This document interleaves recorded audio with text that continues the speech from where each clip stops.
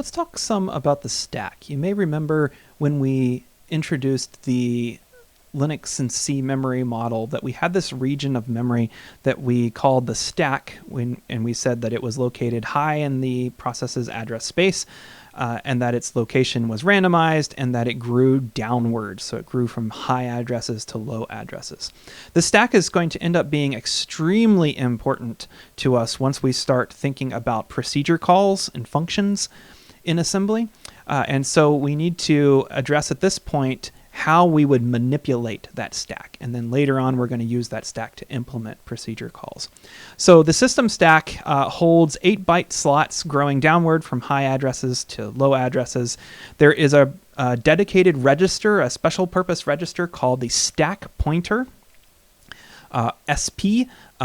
Generally, we refer to it as RSP because generally we're going to be accessing memory through it, and so we want to use all 64 bits of that register.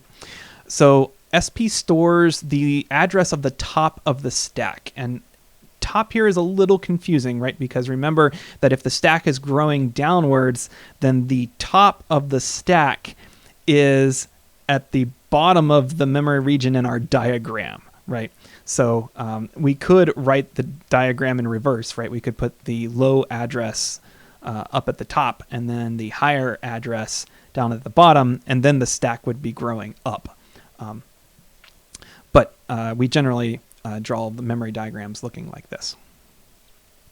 All right, so the stack pointer is a pointer to the last value that was pushed onto the stack. So if you haven't taken 240 yet, a stack is a particular kind of data structure that we use a lot in computer science.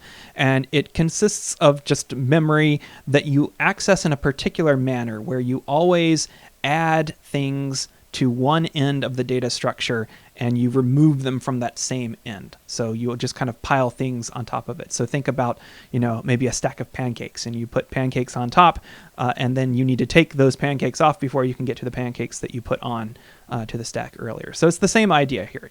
The two major operations for a stack are push and pop. So these are the instructions in x86 that manipulate the stack pointer and memory.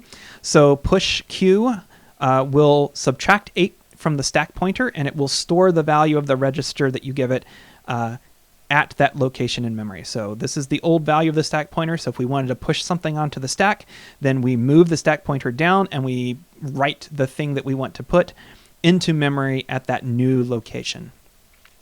In order to pop a value off of the stack, we do these operations in reverse. We retrieve the value at the memory operand whose effective address is the value stored in RSP.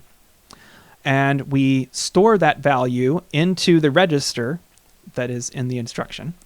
And once we have read that value, we increment the stack pointer by 8. And that effectively removes that item, whatever data that was, from the stack. So the stack grows and shrinks as you push and pop.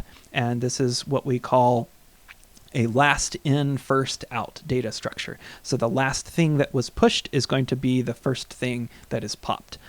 Correspondingly, the first thing that's pushed is going to be the last thing that's popped. So here's a quick exercise just to make sure that you can reason about these things effectively. So if we have registers that have values like this, so RAX, RBX, RCX, and RDX have values, hex AA, BB, CC, and DD respectively. If we execute this series of instructions, what will the values of the registers be after the following instruction sequence? So you should take a second and maybe draw a picture of the stack as it goes, just so that you can kind of understand what is going on. Okay, so hopefully when you drew the stack, you pushed A onto it first, so you've got AA, and then you push C onto it, so then you'd get CC, and then the Bs, and then the Ds. So essentially, this is what the stack is going to look like, right? If this is the bottom of the stack and this is the top of the stack, we're going to have A's, C's, B's, and D's. So now we're going to pop into AX. So we're going to take the last thing that was pushed and put it into RAX. The last thing that was pushed is the RDX. So the A our AX register is now going to have the hex value DD.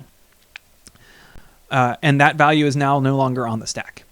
The next instruction pops the next item into our BX. So the next to last thing that was pushed was the value from RBX. So in fact, RBX will remain unchanged. So it'll be hex BB.